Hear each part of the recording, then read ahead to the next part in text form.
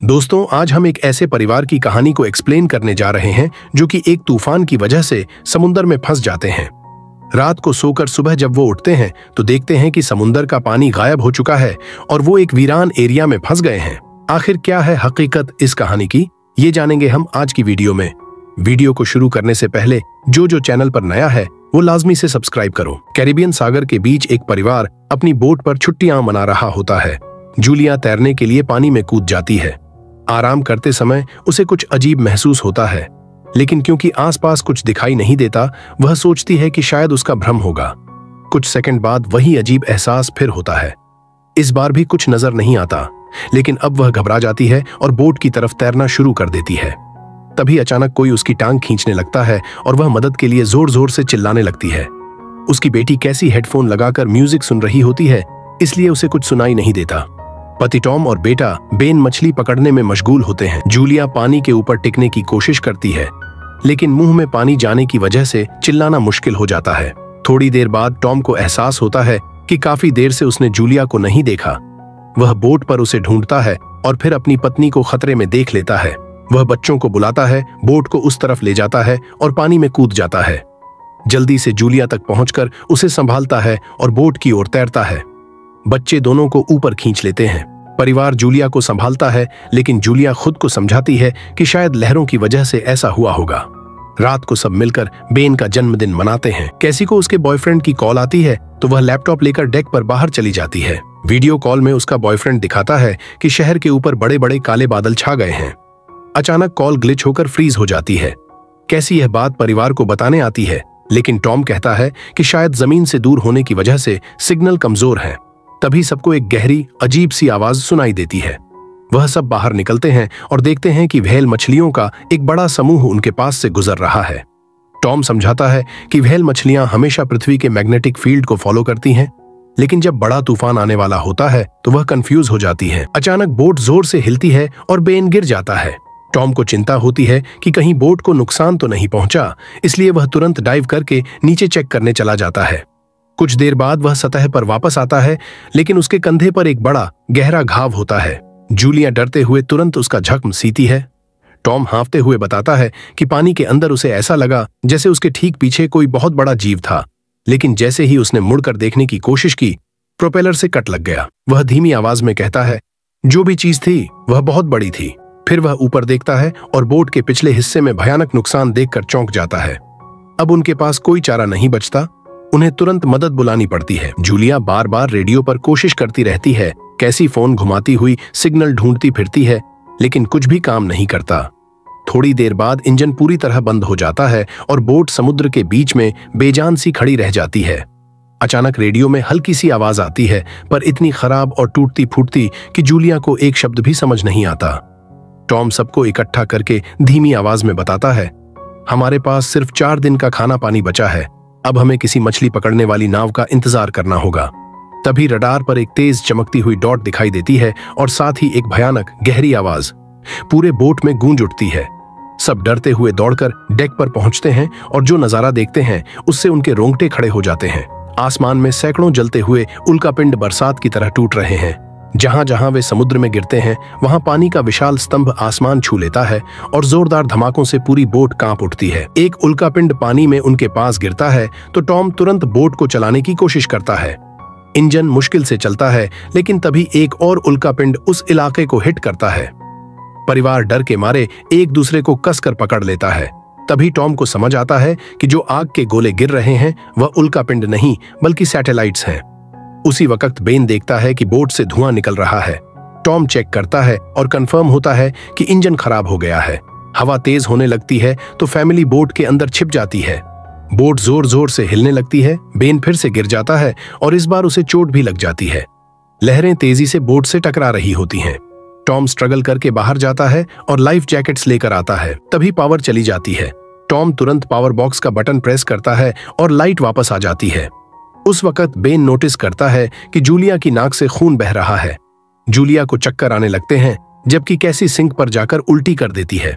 Tom radio try करता रहता है, पर सिग्नल नहीं मिलता। हवा बहुत तेज चल रही थी तो जूलिया दरवाजे बंद करने की कोशिश करती है, पर एक हैच खुल जाता है और हवा खिड़कियां तोड़ने लगती है। टॉम एक फ्लेयर जलाता है और थोड़ी देर बाद अंधेरा छा जाता है।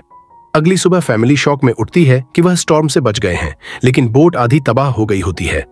जब वह बाहर आते हैं तो देखते हैं कि समुद्र का पानी गायब हो गया है और बोट अब जमीन पर अटकी है। सब यह देखकर वह सब शॉक में आ जाते हैं। कैसी सिग्नल चेक करती है पर नेटवर्क बिल्कुल डाउन होता है। बैन दो मरे हुए केकड़ों से खेलने लगता है। टॉम कंपास चेक करता है और देखता है कि वह उल्टा हो गया है। यह आखिरी बार 7 लाख साल पहले हुआ था। कैसी को लगता है कि उसका बॉयफ्रेंड मर गया होगा और वह टूट जाती है। जब जूलिया उसे समझाने आती है तो कैसी उसे दूर कर देती है और छिपने चली जाती है। जूलिया और टॉम बची हुई सप्लाईज देखते हैं। बेन अपने बर्थडे बलून्स एक पत्थर से बांध देता है ताकि शायद कोई बचा हुआ सर्वाइवर देख ले। टॉम फिर रेडियो ट्राई करता है और इस बार एक आदमी से कनेक्शन हो जाता है। उसका नाम नाव होता है और वह एक सबमरीन का कैप्टन होता है। उसकी सबमरीन भी लैंड पर अटक गई है। वह कंफर्म करता है कि मैग्नेटिक पोल्स रिवर्स हो गए हैं, इसलिए ओशन पीछे हट गया है और जमीन डूब गई है। वह कहता है कि उसने अभी तक और सर्वाइवर नहीं देखे और कम्युनिकेशन सिस्टम्स बिल्कुल डाउन हो गए हैं। वह मजीद यह भी कहता है कि पोल्स फिर रिवर्स होंगे और शायद एक हफ्ते में समुद्र वापस आ जाएगा। वह फैमिली को वार्न करता है कि जितना हो सके ऊंची जगह चढ़ जाओ, क्योंकि जब पानी वापस आएगा तो वह बहुत खतरनाक होगा। वह बोलता है उसका पार्टनर क्रैश में मारा गया और सबमरीन में बस 3 लोगों की ही जगह है। जूलिया और टॉम उससे कहते हैं कि प्लीज हमारे बच्चों को बचा लो। टॉम कैलकुलेट करता है कि सबमरीन तक पहुंचने में 2-3 दिन लगेंगे। वह फैमिली से कहता है आज रात अच्छे से आराम कर लो, कल सुबह हम निकलेंगे। अगली सुबह फैमिली सामान पैक कर रही होती है। तभी टॉम को पास में कुछ आता हुआ दिखाई देता है। वह एक लंगड़ा आदमी होता है जिसके हाथ में हार्पून होती है और साथ में एक कुत्ता जो लगातार भौंक रहा होता है। टॉम उसके पास जाता है और उसे पानी की बोतल देता है, लेकिन वह आदमी कुछ ऐसी भाषा में बोलता है जो टॉम समझ नहीं पाता। पानी पीने के बाद वह अजनबी अचानक टॉम के सर पर बोतल मारता है और चेहरे पर जोर की लात मार देता है। जूलिया डर के मारे भागती है, लेकिन तब तक देर हो चुकी होती है। वह आदमी टॉम के पेट में हार्पून घुसा चुका होता है। टॉम कुछ पल तक तड़पता है और फिर वह उसकी गर्दन भी काट देता है। फिर वह आदमी जूलिया के पीछे भागता है और उस पर हार्पून फेंकता है, जिससे उसके कंधे में चोट लग जाती है। जूलिया दर्द सहते हुए बोट के अंदर भागती है और बच्चों को बोलती है कि छिप जाओ। वह दरवाजा लॉक कर देती है। कैसी और बेन सोफे के अंदर घुस जाते हैं। जूलिया उन्हें फ्लेयर गन पकड़ाती है और खुद एक चाकू लेकर बाथरूम में छिप जाती है। वह आदमी दरवाजे पर जोर जोर से धक्के मारता है और आखिर अंदर घुस ही जाता है। पहले वह थोड़ा खाना उठाता है और फिर बोट में इधर उधर ढूंढने लगता है। फिर बाथरूम की तरफ जाता है, लेकिन जूलिया समझदारी से एक छोटे छेद से बाहर निकल जाती है। वह आदमी सोचता है कि जूलिया भाग गई, लेकिन जैसे ही वह धीरे से निकलने लगती है, उसका कुत्ता उसे देख लेता है और भौंकने लगता है। कुत्ता उस पर झपटता है तो जूलिया चाकू से उसे मार देती है। कुत्ते की चीख सुनकर वह आदमी बाहर आता है और अपने कुत्ते की लाश देखकर आग बबूला हो जाता है। इस बीच जूलिया बोट के दूसरे साइड से अंदर जाने की कोशिश करती है। वह ऊपर चढ़कर टूटी हुई खिड़की से अंदर घुसने लगती है, लेकिन वह आदमी पहले ही वहां पहुंच जाता है। वह उसे पकड़कर जोर से मुक्का मारता है, जिससे वह नीचे गिर जाती है। जूलिया फर्नीचर पकड़कर बचने की कोशिश करती है, लेकिन वह आदमी उसे लात मारकर दूर फेंक देता है। फिर वह उसकी कलाई पर पैर रख देता है ताकि वह चाकू छोड़ दे, और फिर उसके बाल पकड़कर उसका चेहरा जमीन पर मारता है और सोफे पर फेंककर उसका गला दबाने लगता है। बच्चे यह सब कुछ देख रहे होते हैं। कैसी बाहर निकलकर फ्लेयर गन चलाती है जो सीधा उस आदमी को लगती है। वह जल उठता है और बोट में आग फैलने लगती है। बच्चे तुरंत भाग जाते हैं, लेकिन जूलिया वापस आती है। वह उसे एक किक मारकर गिराती है, मैप और बैग उठाती है और वहां से भाग जाती है। बेन और कैसी अपने पापा के पास जाकर रोने लगते हैं। जूलिया भी उनके साथ बैठ जाती है और तीनों मिलकर आंसुओं के साथ टॉम को आखिरी अलविदा कहते हैं। तभी वह डरावना आदमी फिर बोट से बाहर निकल आता है तो फैमिली फिर से भागने लगती है। कुछ ही देर में बोट एक बड़े धमाके के साथ उड़ जाती है। थोड़ी दूर चलने के बाद वो लोग एक छोटे से झरने के पास रुकते हैं ताकि थोड़ा आराम कर सकें। कैसी सोचती है कि शायद वह पागल आदमी उनके पास गुब्बारे देखकर आया था। यह सुनकर बेन खुद को कसूरवार मानने लगता है। जूलिया उसे समझाती है कि इसमें उसकी कोई गलती नहीं थी और सबको आगे बढ़ने को कहती है, क्योंकि वह आदमी अभी भी उनके पीछे है। वह आदमी फिर उनके करीब पहुंचने वाला होता है। सब लोग दौड़ पड़ते हैं और एक रेत के टीले से नीचे गिर जाते हैं, जहां उन्हें जहरीला कचरा दिखाई देता है। वो तीनों सावधानी के साथ उसे पार करते हैं और लगता है कि उन्होंने उस आदमी से पीछा छुड़ा लिया है। बेन धीरे धीरे चलने लगता है तो जूलिया समझ जाती है कि वह डिहाइड्रेशन के करीब है। वह सबको रुकने को कहती है। जब वह पानी की बोतल देखती है तो उसे झटका लगता है। बोतल में पानी लगभग खत्म हो चुका था। कैसी को एहसास होता है कि शायद उसने बोतल ठीक से बंद नहीं की थी। जूलिया गुस्से में चिल्लाती है कि उसकी लापरवाही की वजह से पानी खत्म हो गया। कैसी जवाब देती है, क्या फर्क पड़ता है, वैसे भी हम बचने वाले नहीं। दोनों के बीच लंबी बहस होती है, फिर भी फैमिली आगे चलती रहती है। कुछ देर बाद उन्हें एक क्रैश हुआ प्लेन मिलता है। अंदर कुछ हिलता डुलता देख सब डर जाते हैं, लेकिन वह सिर्फ कुछ पक्षी होते हैं। फैमिली तय करती है कि रात यहीं गुजारेंगे। वह थोड़ा सा स्नैक्स शेयर करते हैं और जूलिया को टॉम की जैकेट में एक फैमिली फोटो मिलती है, जिसे देखकर उसका दिल टूट जाता है। कैसी पूछती है, मॉम, आप और डैड की लव स्टोरी क्या थी? जूलिया मुस्कुराकर बताती है, टॉम हॉस्पिटल में मेरा पेशेंट था। फिर एक दिन उसने फूल और एक प्यारी सी कविता देकर अपना प्यार जताया था। उसके बाद हमने शादी कर ली। रात के बीच में कैसी प्लेन से बाहर जाती है। तभी वह डरावना आदमी उसे पीछे से पकड़ने की कोशिश करता है, लेकिन जूलिया अचानक पीछे से उस पर टूट पड़ती है और बार बार चाकू से वार करके उसे मार देती है। कैसी अपनी मां को गले लगाकर शांत करती है। अगली सुबह उस आदमी की लाश पर कीड़े पड़े होते हैं। फैमिली नोटिस करती है कि उसके शरीर पर कई काटने के निशान हैं।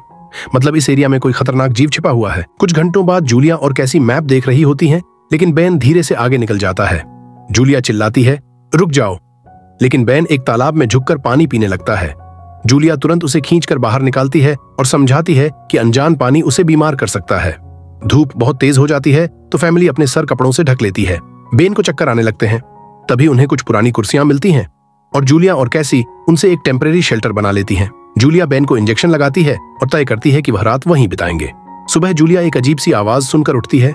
बाहर जाकर देखती है तो क्रैब्स का एक बड़ा झुंड उनकी तरफ आ रहा होता है। वह तुरंत बच्चों को उठाती है और तीनों भागना शुरू कर देते हैं। भागते भागते उन्हें एक बड़ा कार्गो शिप दिखाई देता है। वहां 3 क्रू मेंबर्स जिंदा होते हैं।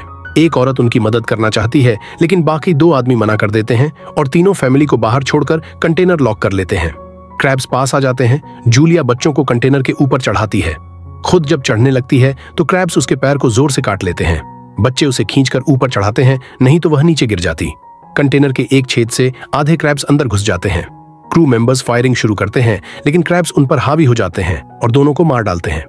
आखिरी आदमी छत के होल तक पहुंचता है, लेकिन क्रैब्स उसे भी नीचे खींच लेते हैं और वह भी मर जाता है। जूलिया अपने जख्म पर पट्टी बांधती है और बेहोश हो जाती है। कुछ देर बाद जब वह उठती है तो खुद को रेत के तूफान के बीच अकेली पाती है। वह घबराकर बच्चों को ढूंढने लगती है। एक मरी हुई औरत का हथियार उठाती है और जोर जोर से चिल्लाती है। कैसी उसकी आवाज सुनकर लौट आती है और बताती है कि वह और बेन मदद ढूंढने गए थे, लेकिन कोई नहीं मिला। फिर दोनों बेन से मिलते हैं, जिसे एक खुला कंटेनर मिलता है जहां वह तूफान खत्म होने तक रुक सकते हैं। जूलिया टॉम का लाइटर निकालती है और अपने जख्म को जलाकर बंद करती है, जो बेहद दर्दनाक होता है। तूफान थमने के बाद उन्हें एक और कंटेनर मिलता है, जिसमें बहुत सारी पानी की बोतलें होती हैं। बॉडीज चेक करते वक्त उन्हें एक रेडियो और एक गन भी मिलती है। जूलिया नाव से संपर्क करती है और बताती है कि मैप खो गया है। इस पर नाव बताता है कि उन पर आर्थ्रोपॉड्स ने हमला किया था, जो ऑक्सीजन की वजह से पूरी तरह पागल हो चुके हैं।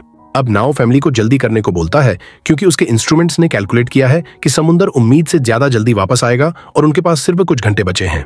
वह एक फ्लेयर शूट करता है और फैमिली उस दिशा में चलना शुरू करती है।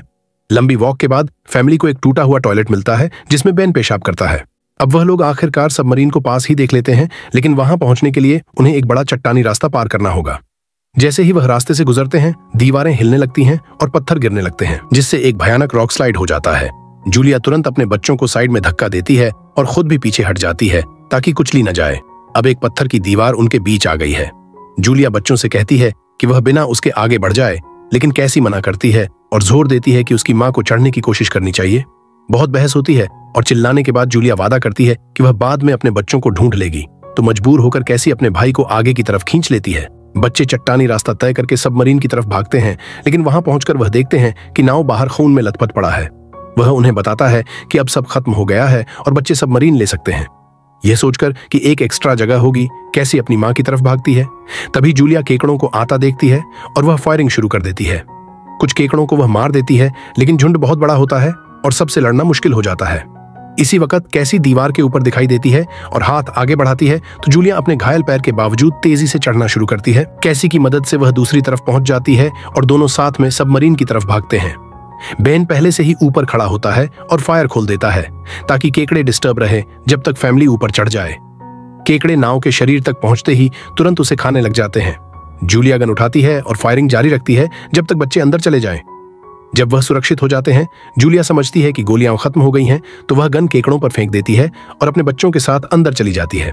फैमिली हैच को अच्छे से लॉक करती है और खिड़की से केकड़ों को सबमरीन के चारों तरफ देखती है। उसी वक्त समुंदर वापस आ जाता है तो तीनों तुरंत अपनी सीटों पर बैठकर बेल्ट पहन लेते हैं और एक दूसरे का हाथ पकड़ लेते हैं।